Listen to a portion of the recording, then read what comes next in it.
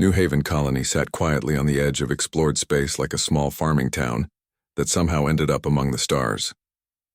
The planet called Kepler 442 had good soil and clean water, which made it perfect for growing crops and raising families. 3,000 people lived there, and most of them were farmers or technicians who wanted a simple life, far away from the crowded inner worlds.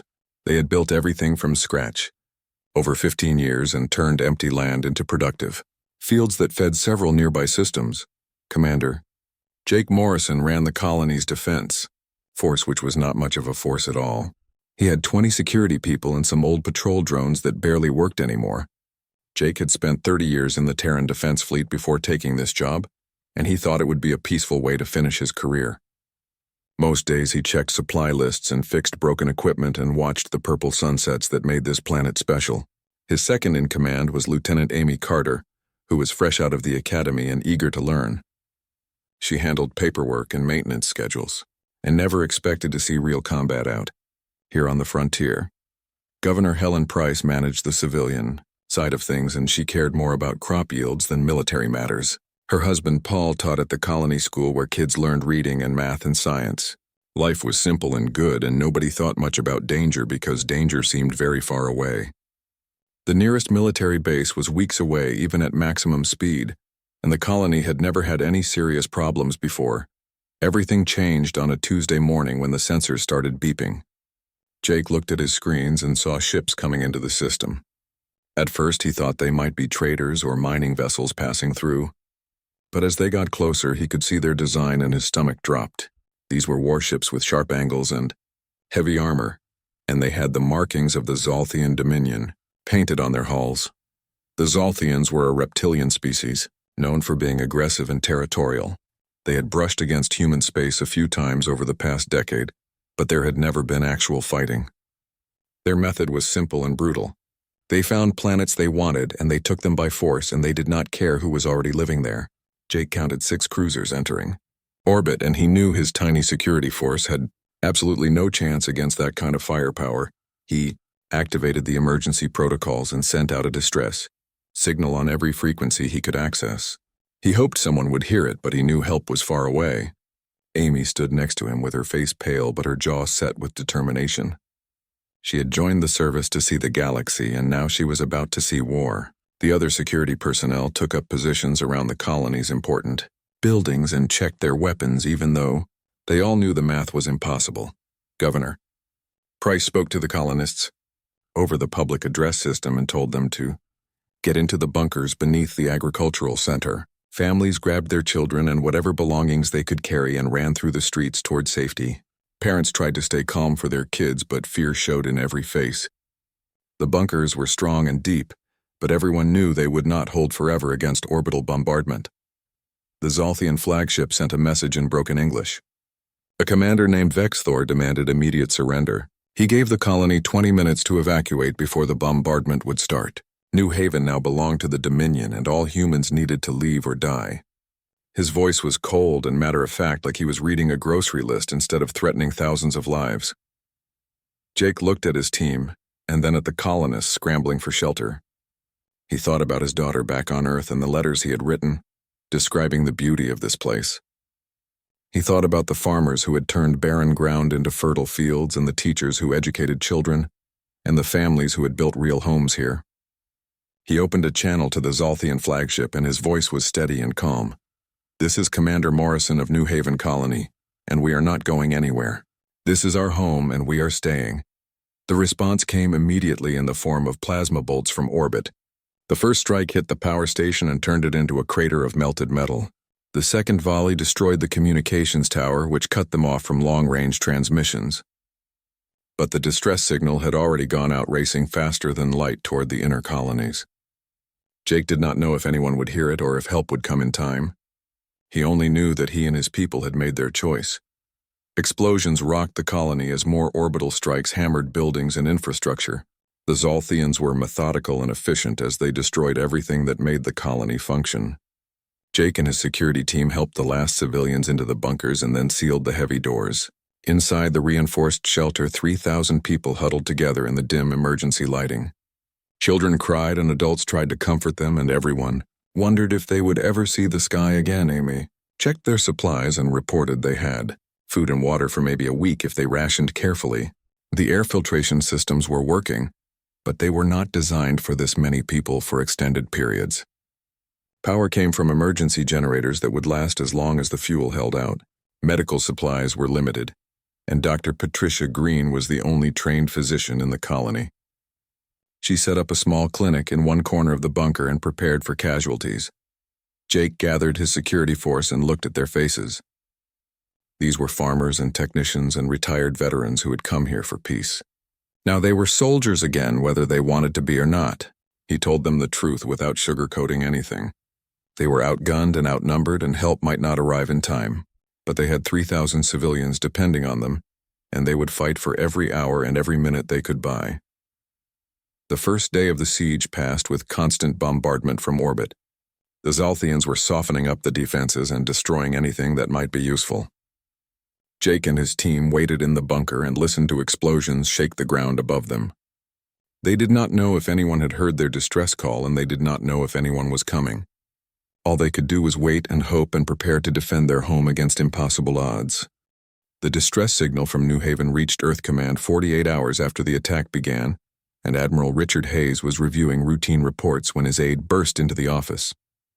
Lieutenant Scott Palmer looked shaken as he handed over a data pad with the emergency transmission. The message was broken and fragmented, but clear enough. A civilian colony with minimal defenses was under attack by Zalthian forces, and they were asking for help. Richard read the message twice and felt anger building in his chest. He had spent 40 years in the service and seen plenty of conflicts, but this was different. The Zalthians had attacked without warning and without provocation. They had targeted civilians, including women and children. This was not a military dispute or a border skirmish. This was an act of war. He activated his command network and summoned his senior staff to the operations center. Within minutes, the room filled with officers from every branch of the Terran Defense Fleet. Captain Lisa Morgan from Naval Operations arrived, first followed by Colonel Frank Bennett from the Marine Corps and Commander Chris Taylor from Fleet Intelligence. They gathered around the holographic display that showed New Haven's last known position. "How many ships do the Zalthians have in the system?" Richard asked. Chris pulled up sensor data from automated monitoring stations and manipulated the display. "Initial scans showed 6 cruisers, sir, but intelligence suggests they may have reinforcements nearby. The Zalthians have been positioning assets along our border for months." Lisa studied the tactical readouts with a grim expression. "New Haven's defenses are minimal. Commander Morrison has 20 security personnel and no heavy weapons. They will not last more than a few days against sustained bombardment." Frank crossed his arms and his scarred face showed determination. "We need to mobilize immediately. Every hour we delay is another hour those people are dying."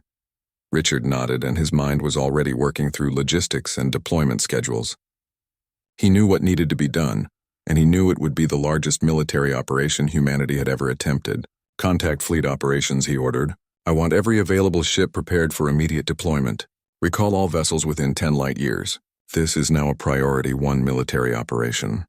The staff scattered to their duties and activated communication networks across human space.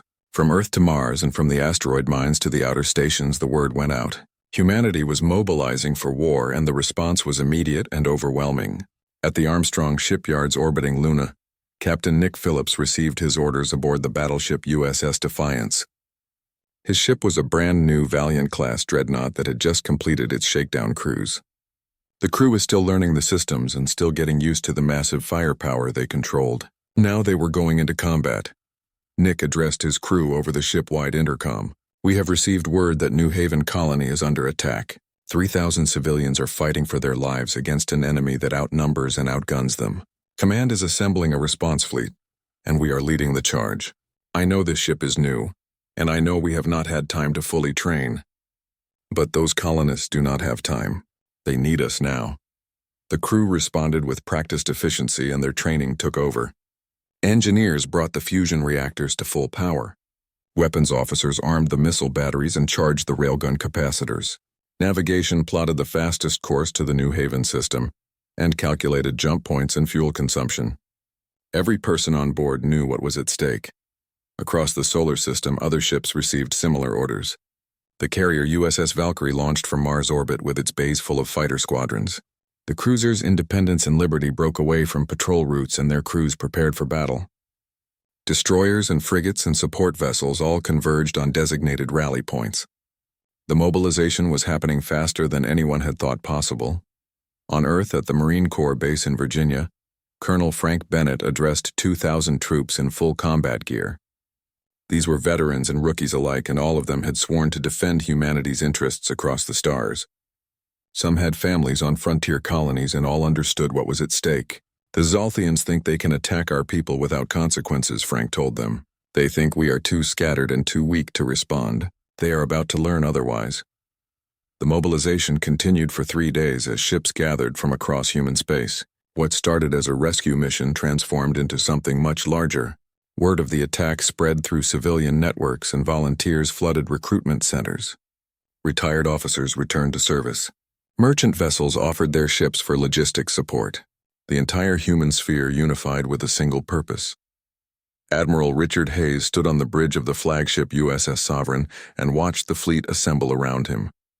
200 warships floated in formation, from massive dreadnoughts to nimble destroyers. Support ships carried supplies and troops in medical facilities. This was the largest military force humanity had ever assembled, and it was all focused on one objective: save New Haven. Lisa Morgan approached with final crew reports. The fleet is ready, sir. All ships report green status. We can jump whenever you give the order. Richard stared at the holographic display showing New Haven's position. He thought about Commander Morrison and the colonists who were holding out against impossible odds. They had bought time with their courage and their blood. Now it was time to answer their call. All ships, this is Admiral Hayes. Execute jump sequence. We are going to bring our people home. The fleet vanished in a cascade of light as they jumped toward the outer rim. Each ship tore a hole in reality and crossed vast distances in moments. Behind them, Earth's orbital facilities continued working as more ships prepared to follow. Production lines ran at full capacity, building weapons and ammunition and supplies. The message was clear to everyone who watched. Humanity was going to war. In deep space, the fleet raced toward New Haven at maximum speed. Crews ran constant drills and checked their systems and prepared for battle. Nobody knew exactly what they would find when they arrived, but everyone was ready to fight. The Zolthians had made a mistake when they attacked that colony. They had thought the colonists were alone and isolated and easy targets. They had not understood that attacking one human meant facing all of humanity.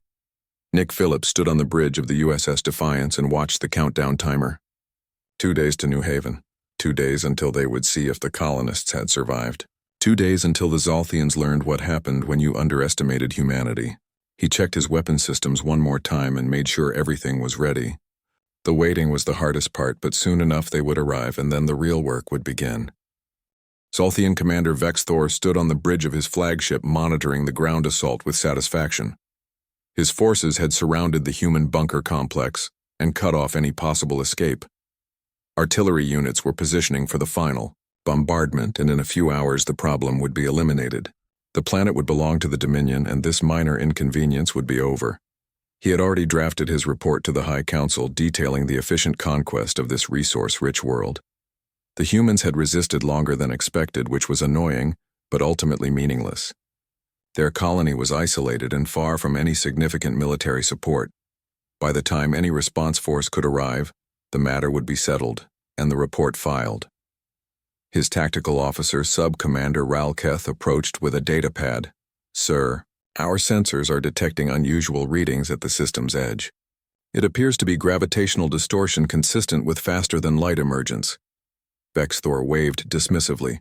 "Likely commercial traffic passing through the region. Focus on the ground operation." But Ralketh's expression remained troubled. "Sir, the readings are multiplying. We are detecting dozens of signatures and all appearing simultaneously." That got Vex Thor's attention, and he moved to the sensor station to examine the data himself. What he saw made his blood run cold. 1 signature became 10, and 10 became 50, and 50 became hundreds. The tactical display lit up with contact markers as the human fleet dropped out of faster-than-light travel at the system's edge. Admiral Richard Hayes stood on the bridge of the USS Sovereign watching New Haven appear on the main view screen. The planet showed visible scars from orbital bombardment with smoke rising from the colony site. But the bunkers were still intact and still transmitting beacon signals. The colonists had held, and against impossible odds they had survived long enough for help to arrive. All ships battle formation Delta 7, he ordered. Target the Zolthian vessels in orbit. I want those cruisers neutralized before they can threaten the colony further. The fleet moved with practiced precision, and 200 warships spread into an attack formation that had been drilled countless times. Battleships took point positions with their heavy armor and powerful shields ready to absorb enemy fire. Cruisers and destroyers formed screening elements protecting the carriers as they launched fighter squadrons. Support ships hung back, ready to provide repair and resupply services. Captain Nick Phillips commanded the USS Defiance from the command chair, feeling the massive dreadnought respond to his orders. This was his first major combat operation, and he was acutely aware of the responsibility on his shoulders. 2,500 crew members depended on his decisions, as did the colonists below. Weapons target the lead Zolthian cruiser. Fire when ready. The Defiance's railguns fired in sequence, hurling magnetically accelerated projectiles at relativistic speeds. The tungsten slugs crossed the distance in seconds and slammed into the enemy cruiser's shields. The Zolthian vessel staggered under the impact and its defensive screens flickered and failed. A second volley punched through the hull, triggering cascading explosions that tore the ship apart. Across the battlespace, similar scenes played out as the human fleet engaged Zolthian forces. The 6 cruisers that had terrorized New Haven for days found themselves facing overwhelming firepower. Missiles streaked through the void, and plasma beams cut through armor, and fighter squadrons swarmed the enemy vessels like angry hornets. Commander Vexthor desperately tried to coordinate his forces, but he was hopelessly outmatched. His 6 cruisers had been designed for planetary assault and garrison duty, not fleet combat against a determined enemy. The humans had brought warships, and real military vessels designed for ship-to-ship battle. All ships retreat to hyperspace, he transmitted. Fall back to the staging area and request reinforcements. But the human fleet had anticipated the escape attempt. Destroyers launched hyperspace inhibitor drones, generating fields that prevented faster-than-light travel.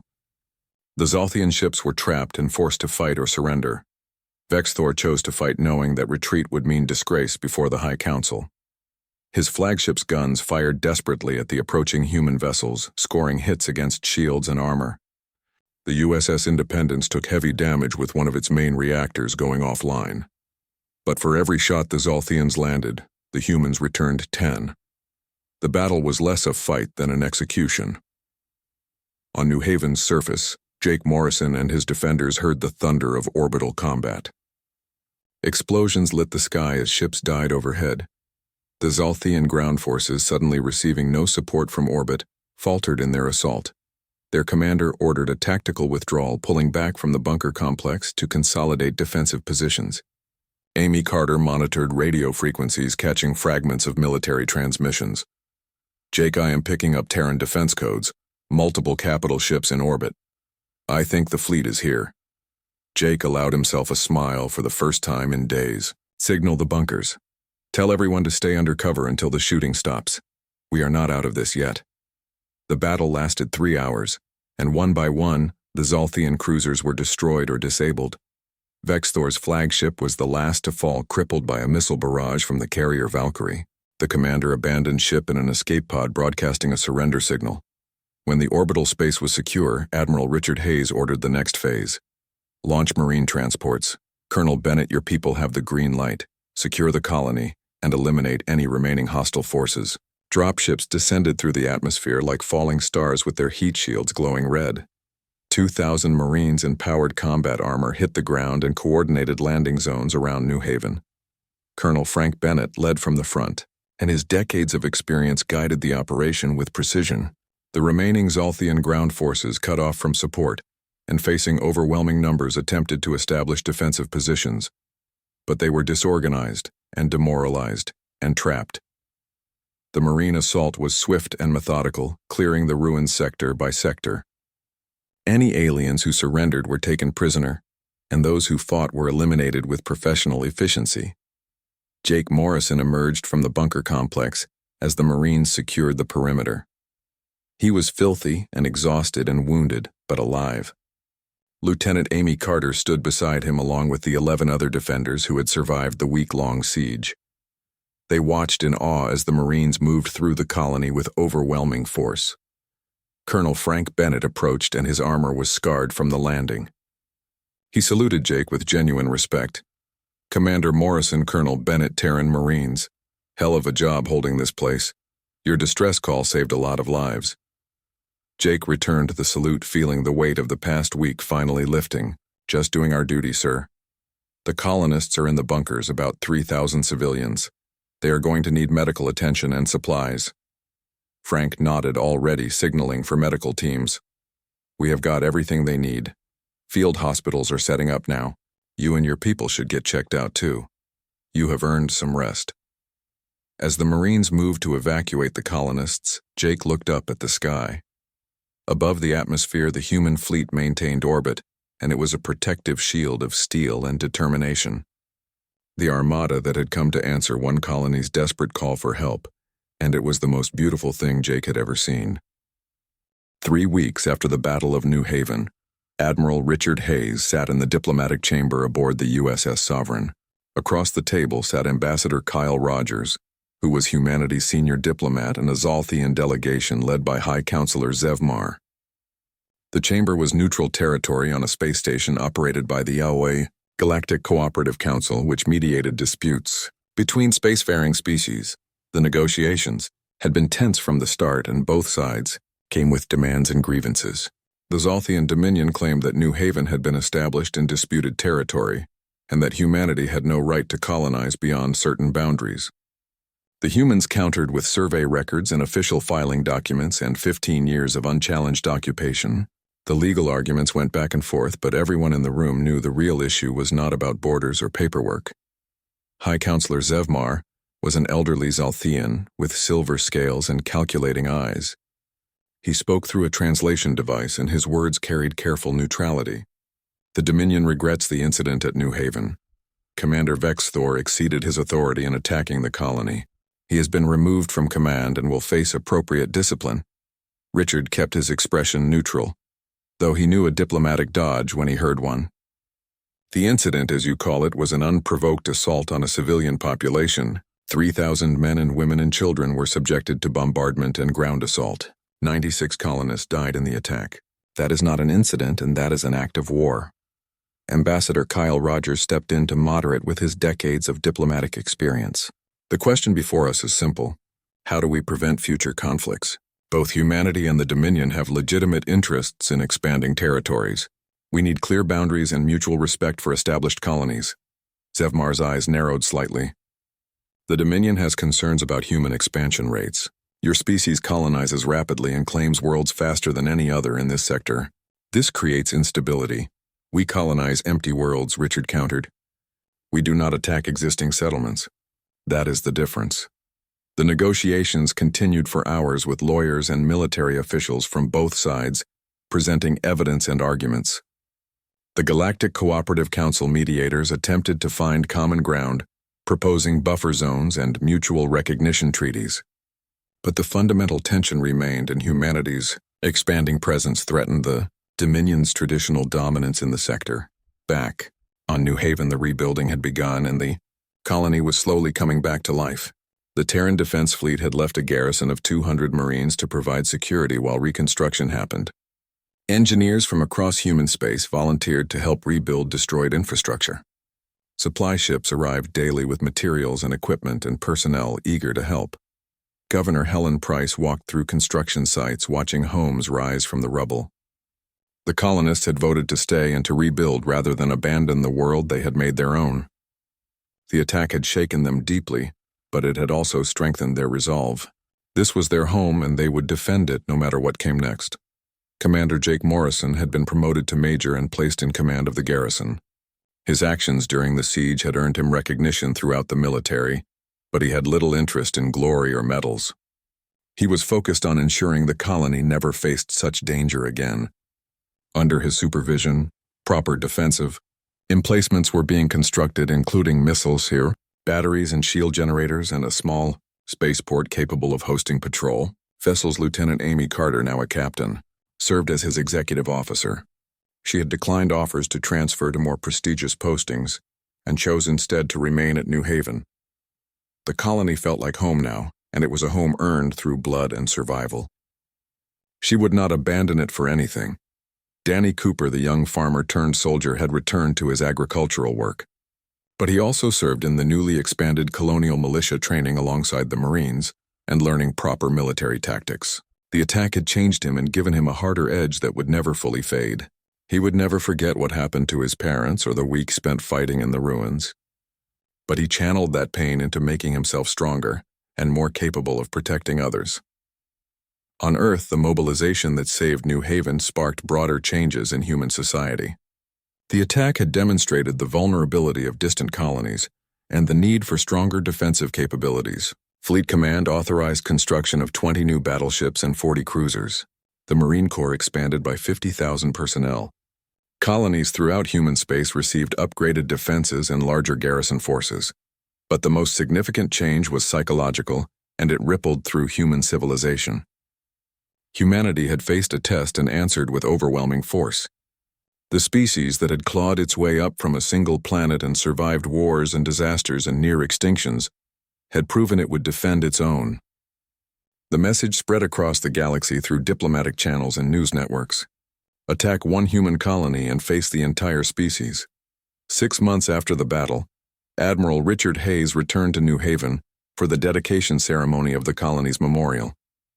A simple monument of local stone stood in the rebuilt town square, inscribed with the names of the 96 colonists who had died in the attack. Families gathered around it, and some cried while others stood in proud silence. Jake Morrison spoke at the ceremony, and his words were simple and direct. "We remember those we lost. We honor their sacrifice, and we promise that their deaths were not in vain. New Haven stands. Humanity stands. We will never abandon our people, no matter how far they travel, or how dangerous the frontier. This colony was attacked because we were seen as weak and isolated. We answered with an armada. Let that be our legacy." The fleet had already departed, returning to normal duties across human space. But their presence lingered in the colony's memory as a reminder that they were not alone. Captain Nick Phillips and the USS Defiance patrolled the sector, ensuring no further threats emerged. Other ships maintained regular presence, and their captains had orders to respond immediately to any distress calls.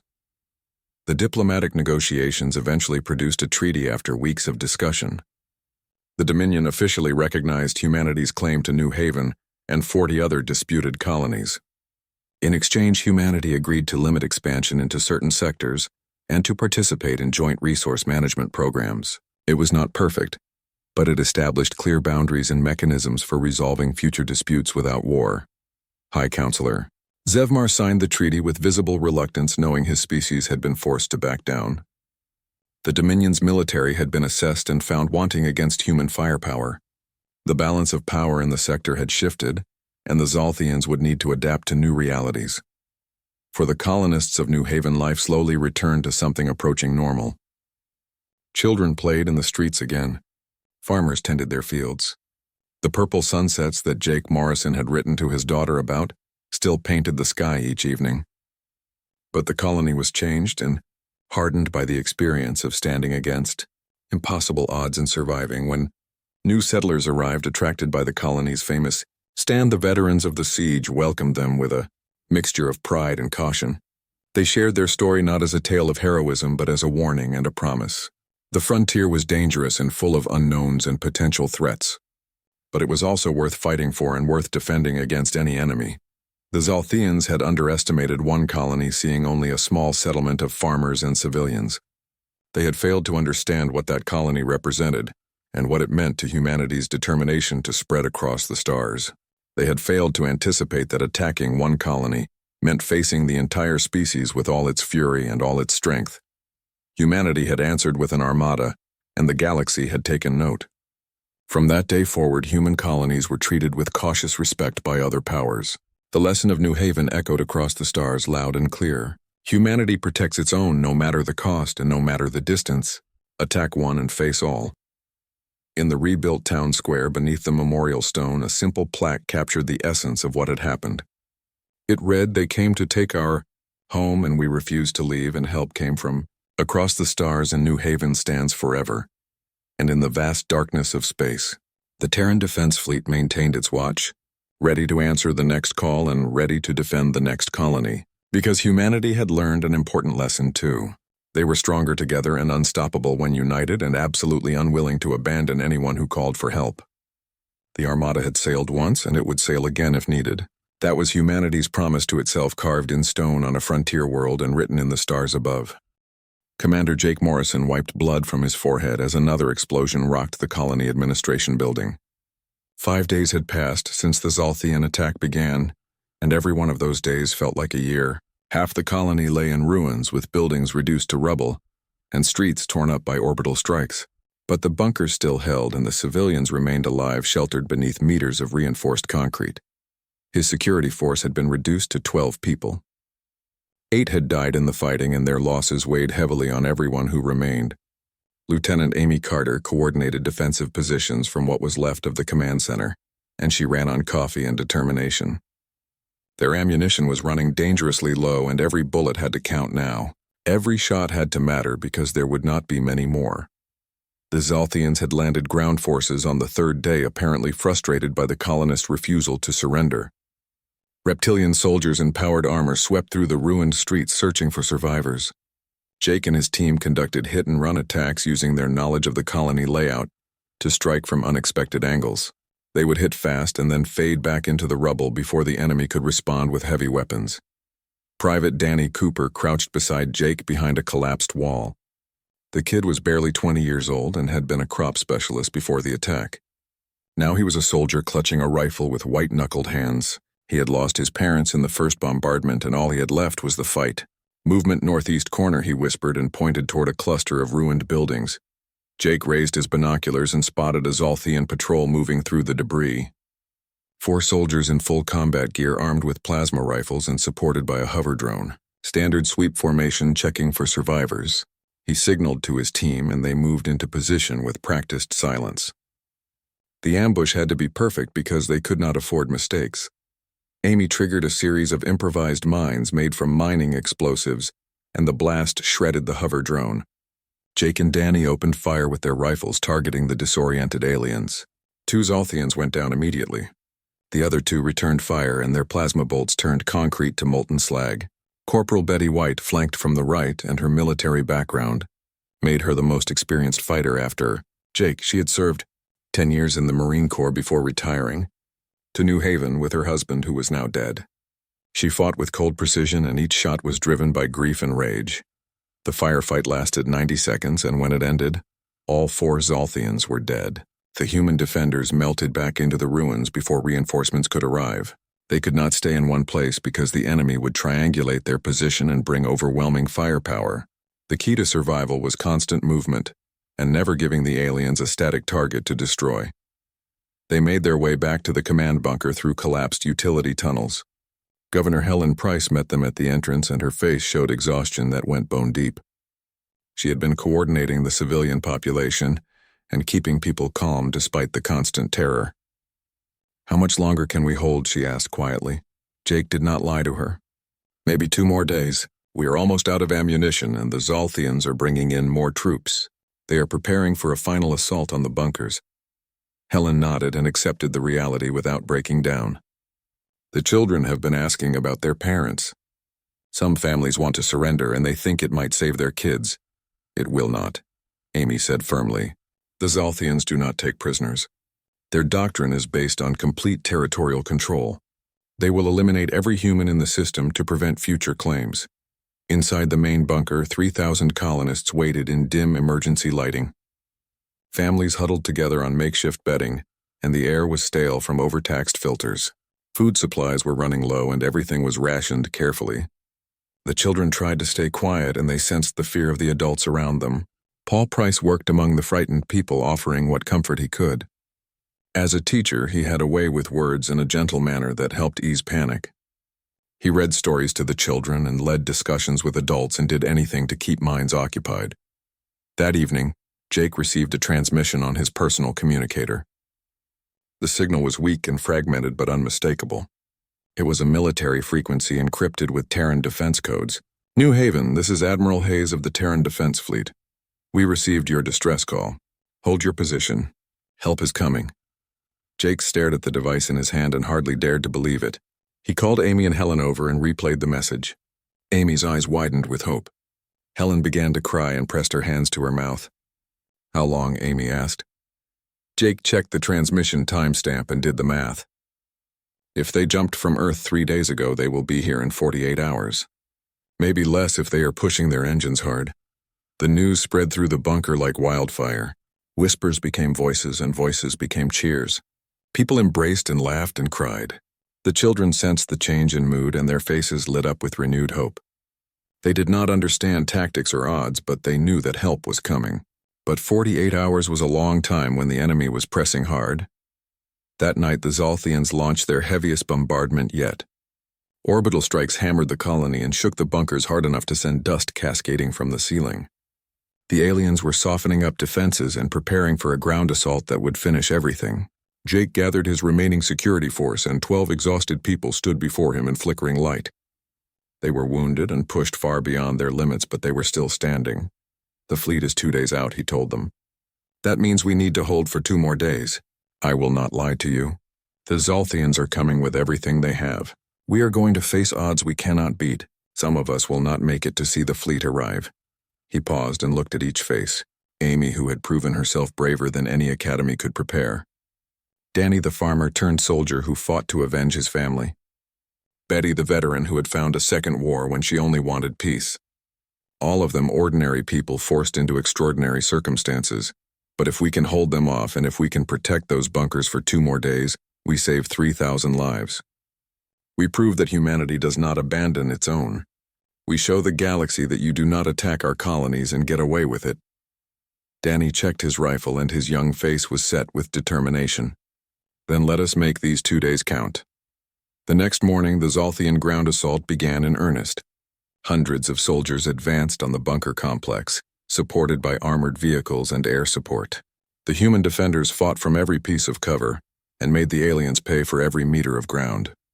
The battle raged through the ruins, and it was a desperate last stand against overwhelming odds. Somewhere beyond the stars, humanity's answer was coming. An armada of 200 warships carrying the fury of an entire species raced toward New Haven at maximum speed. The Zolthians had underestimated one colony, and they were about to face consequences they could not imagine.